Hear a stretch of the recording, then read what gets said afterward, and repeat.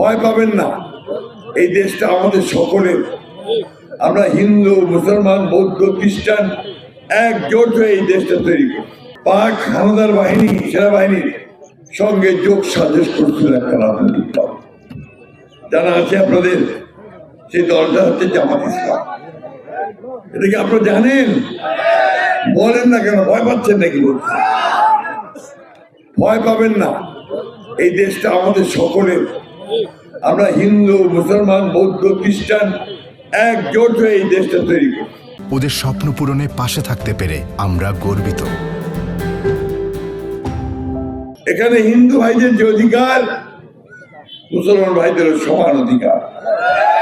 আমাদের নেত্রী বেগম খালেদা জিয়া, যিনি আমাদের কাছ থেকে চলে গেছেন, উনাকে যখন আমাদের হিন্দু ভাইরা গিয়ে বলতো আমরা সংখ্যালঘু, উনি বলতেন সংখ্যালঘু বলতে বাংলাদেশে কিছু নাই, কারণ এটা প্রত্যেকের পৈতৃক ভূমি, ভূমিপুত্র বলা হয় যাদেরকে। এইখানে আমাদের জন্ম, এখানে আমরা বড় হয়েছি, আপনাদের সমান অধিকার আছে, ঠিক কিনা?